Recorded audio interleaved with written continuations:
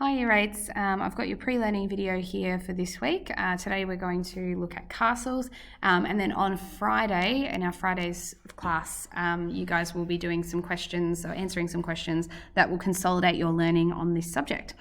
So follow along. I've got some visuals on the screen for you and a lot of information to share.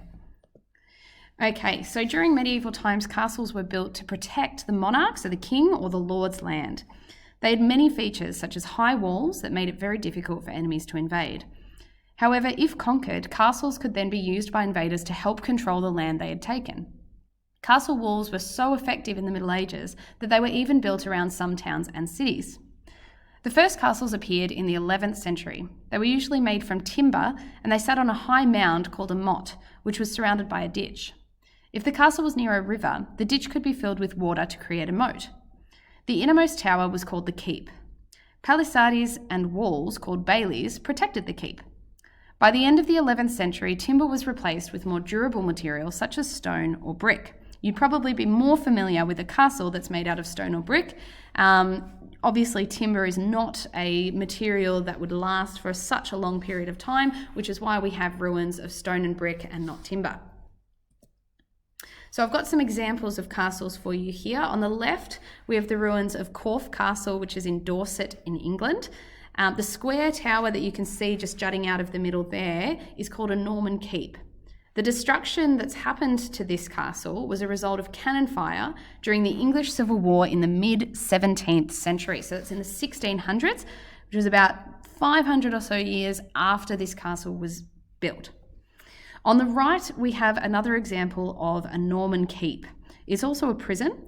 It's at Goodrich Castle, and it was built to a square design in the early 12th century, so around in the 1100s. The easiest place to build a castle was on flat ground. However, castles were often built on hills or cliffs because high positions enabled castle occupants to look out over and control the surrounding countryside. It just made a lot more sense from a defensive outlook.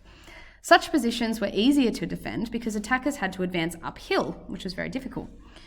There were also great advantages in building castles on islands in rivers or lakes. A lot of castles were built along the Rhine River in Germany to force merchants transporting goods along the river to pay taxes.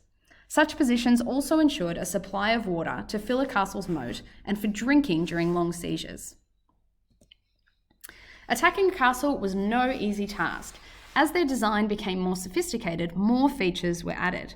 For example, concentric curtain walls meant that attackers who broke through one wall were faced with another and were trapped in the space between them. So concentric curtain walls, they just refer to an outer wall of the castle that surrounded a second inner wall. So it just meant that if people were able to break through the first wall, the concentric wall, the curtain wall, then they would be faced with another castle wall and they'd have to get through that as well.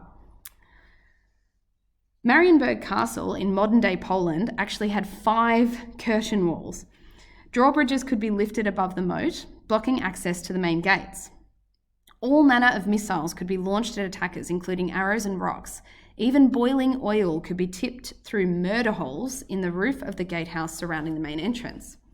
In turn, attackers of the castle responded by using siege engines, including things like battering rams and hide-cover siege towers on wheels. It was not unusual for a siege to last many months. Defenders kept an ample supply of food in the castle keep and sunk wells in the inner courtyard to ensure a protected water supply. So the castle may have been a fortress, but it was also a home. A castle was usually owned by a lord or by the church. It had all the requirements of a fortress, such as troop quarters, stables, and an armoury. However, if it was owned by a lord, it also had facilities for the comfort of his family. By the end of the Middle Ages, castles were no longer as effective or desirable. The feudal system, which until then had encouraged the lord to show his strength by having a castle, was fading. Also, developments in the canon meant that castle walls could no longer protect against invading armies.